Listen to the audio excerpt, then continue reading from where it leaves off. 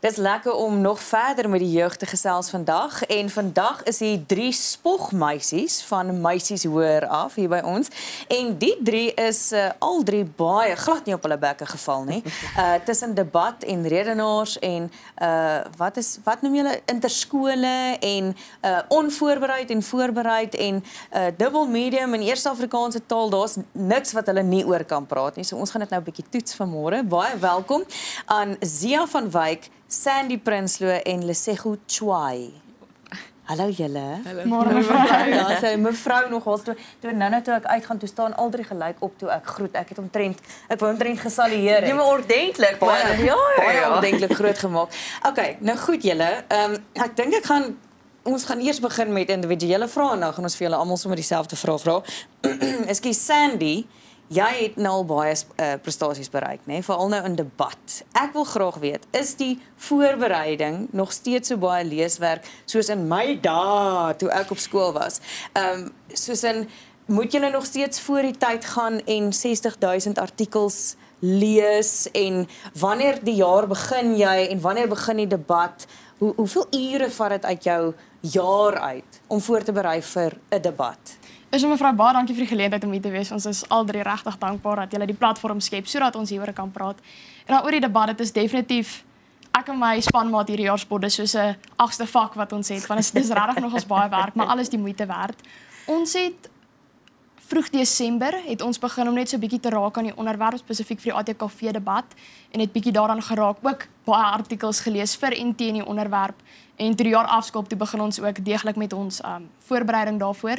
So ja, ek sal definitief sê ek weet nie presies hoeveel ure dit is nie, maar dis baie mevrou, maar dis definitief die moeite werd. So is jy en Zia in 'n span? Is julle saam in 'n span? Nee mevrou. Ons is in verskillende grade mevrou. Maar wat is die tema waarvoor julle moes voorberei? Mevrou, ons moes voorberei vir is die afskaling van gedrukte media geregverdig of nie? O, wow. En julle Zia? Ons sê realiteitsprogramme weerspieël die werklikheid of nie.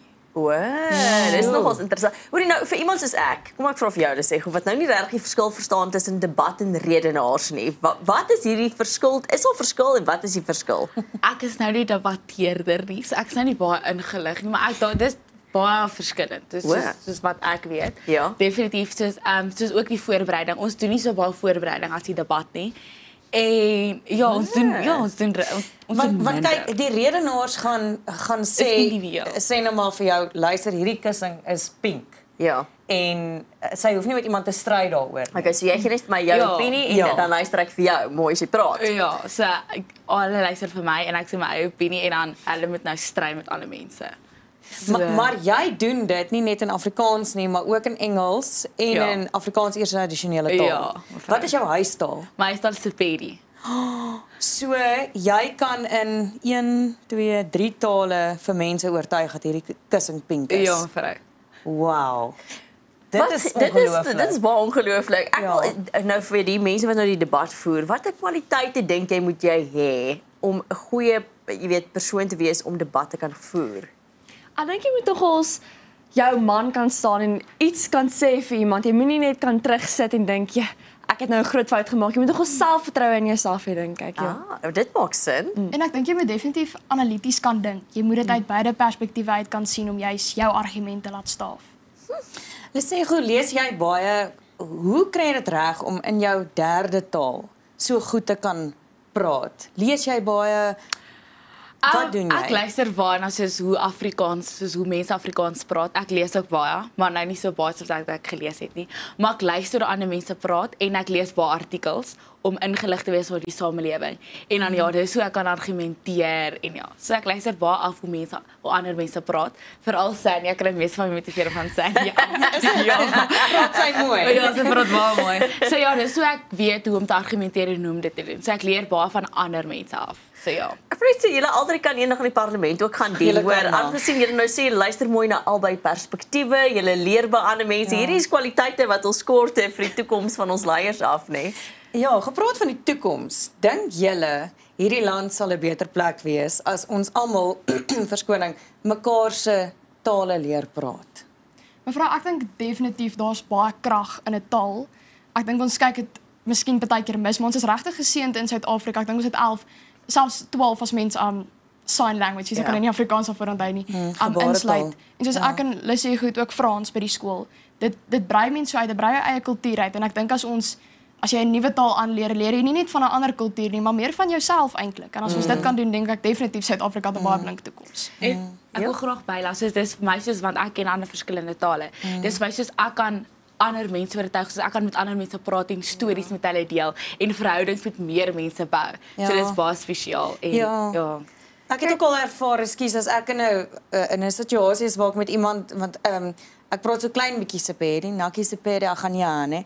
En dan ewe skielik kom ek agter ons bind op 'n ander manier, nê, as jy met iemand in sy of haar huistaal kan praat en mense kry dan meer respek. As ander mense Afrikaans moet kan aanleer in Suid-Afrika, moet ons ook ander tale kan aanleer. Dink net wat 'n verskil dit sal maak in die parlement, hè? Ja. Ek dink jy moet 'n sweep word eendag daarso. Dalk. Wat wil julle word as julle groot is? Ek wil baie graag 'n sielkundige word. Ek wil baie graag sielkunde gaan doen. Maar ek sal maar nog sien. Ek's nou graad 9. Ek moet nou my vakke begin kies, maar ons is maar robbepaadjie maar. Ja. Daar is nou robbetye wat voor lê. Mevrou, ek is eintlik nie seker nie. Ek sê elke dag net vir my ma, ek word nou net groot. Maar ek hou baie van wetenskap, so ek dink definitief ek sal in 'n mediese wetenskap wil ingaan. As ek nou die keuse het, ja mevrou. Ek wil dalk 'n prokureur of 'n diplomaat word, een na die twee. En in watter land sal jy graag 'n diplomaat wil wees? In Frankryk. Natuurlik. Dit werk dan nou baie goed, Ja, vrou. Sure. Nou julle almal is deur na die landsfinaal en dit is indrukwekkend wat julle doen op hierdie stadium. Hoeveel rondes is daar waardeur mens gaan? Jy weet, hoeveel kompetisies neem julle aan deel? Hoe werk die hele proses? So jy kry 'n eerste ronde wat nou jou Eiden-ronde is waar jy baie kinders deelneem.